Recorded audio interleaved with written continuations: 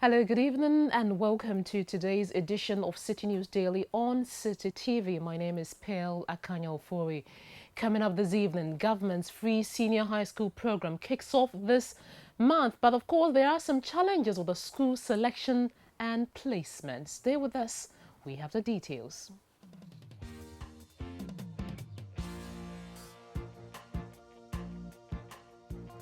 So the NPP government's free SHS program started this month. Well, today the Ministry of Education held a press conference where it warned headmasters of various senior high schools against preventing students into senior high schools due to any form of charges. According to the Deputy Education Minister, that's Dr. Yao Osei Educhum, the government has made provisions for other charges apart from tuition and feeding.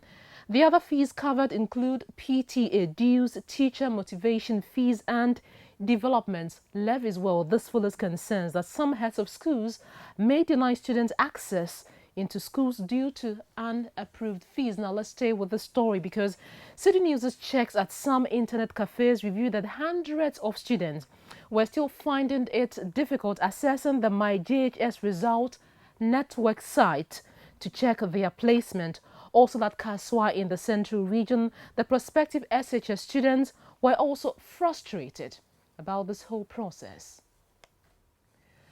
Ghana's Minister for Lands and Natural Resources, John Peter Amewu, has directed Exton Cubic Group Limited to discontinue any attempts to prospect for bauxite in the Tano Offin Forest Reserve.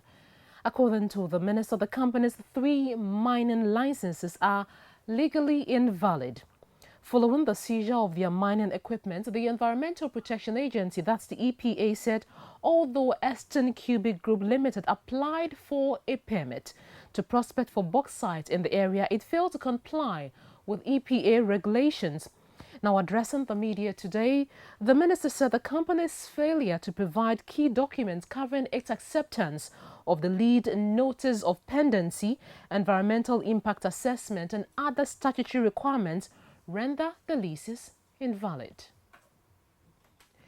In other news for today, the Executive Director of the Institute for Democratic Governance, Emmanuel Akwete, says any attempt to discredit election observers' work in the current elections in Kenya are unfair.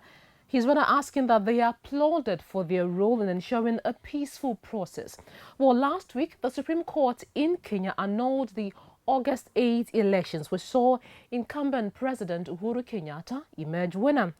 Subsequently, election observers who had ruled that the process was free and fair have come under a barrage of criticisms for their pronouncements, but Dr. Akwete, who was also in Kenya as an observer, says the criticisms are unfair.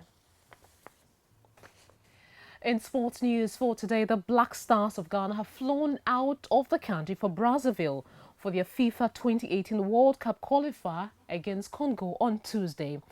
The team had their final training session at the Accra Sports Stadium on Monday without the likes of Andre Ayew, Jordan Ayew, Harrison Afful and Asamoah Gyan. While Gyan and Andre Ayew were absent due to injury, Jordan Ayew and Harrison Afful were unavailable due to ill health. The Ghana Football Association has confirmed that Afful and Gyan will join the team to Brazzaville. In addition, Ebenezer Ofori would also travel with the team despite being the victim of an armed robbery at his Hacho residence on Monday. Well, his Range Rover vehicle was stolen in that incident. And that will be all for today's edition of Citi News Daily on Citi TV. My name is Akanya. Thanks so much for watching.